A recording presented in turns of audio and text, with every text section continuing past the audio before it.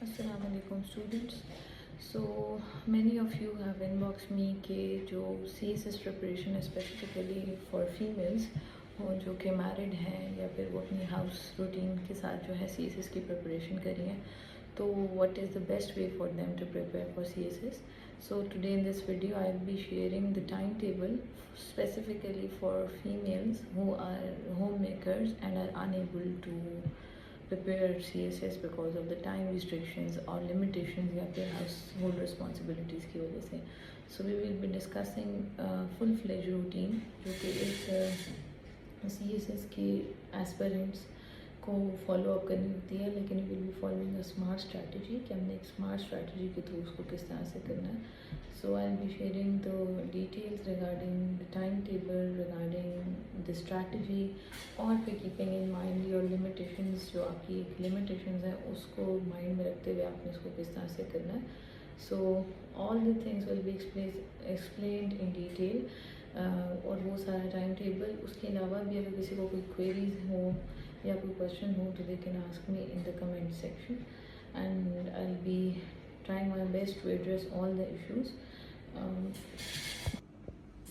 So I hope that the screen is pretty visible to all of you, and let's begin that how to manage your CSS preparation as housewife, as mother or homemakers یا پھر جو کہ جن کی کوئی اور commitments ہیں تو وہ کس طرح سے کریں.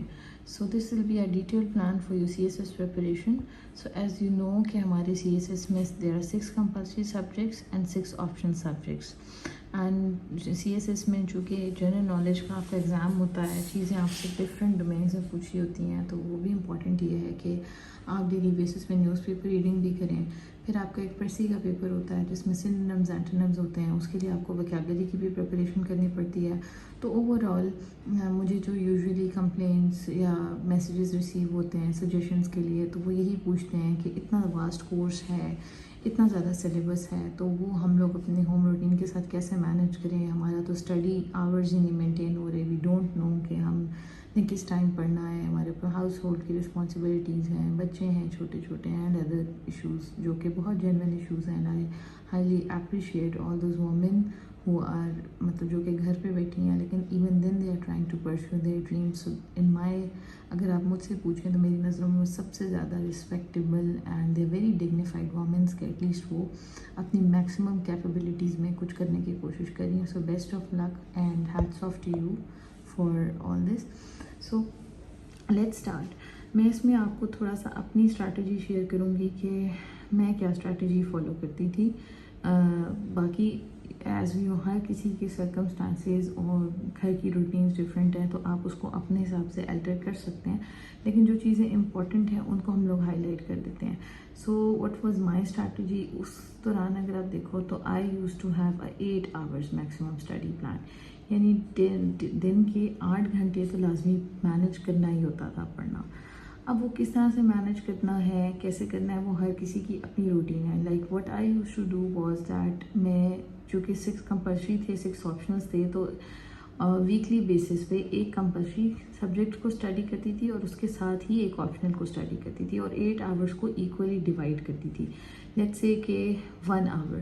تو اب مارننگ روٹین میری ہوتی تھی کہ مارننگ میں فرام موبائل میں 1 گھنٹہ دیتی تھی نیوز پیپر ریڈنگ کو، اور پھر وہ ایونچولی 1 گھنٹے سے آدھا گھنٹہ ہو گیا، وہ چینج ہوتا رہا بیکاز پھر ود دا ٹائم آپ کی جو ایک ریڈنگ پاور ہوتی ہے وہ امپروو ہو جاتی ہے، تو پھر آپ کو کم ٹائم لگتا ہے. ٹھیک ہے، تو یہ میرا مارننگ اسٹڈی پلان ہوتا تھا.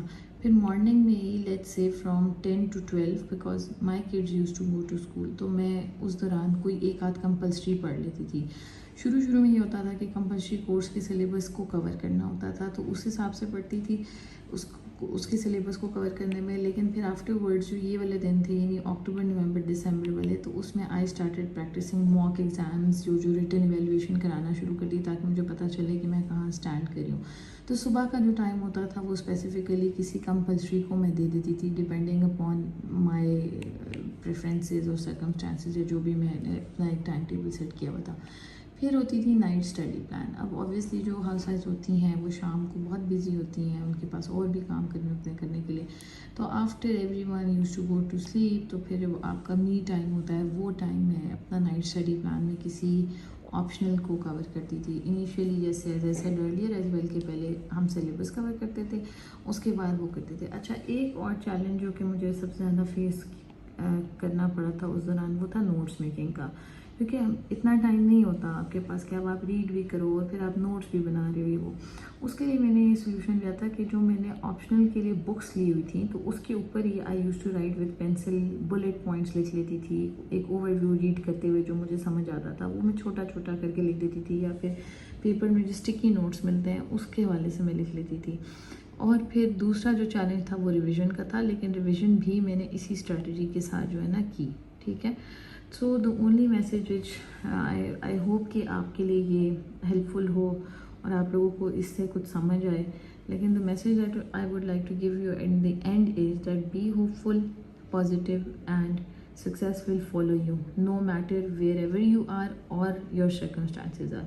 So this was the thing which I used to remind myself every day while I was struggling, کہ circumstances آپ کے جو بھی ہوں, situations جو بھی ہوں, but if you are positive and you are hopeful and confident about yourself, تو success will follow you, چاہے آپ کتنے بھی مشکل circumstances میں.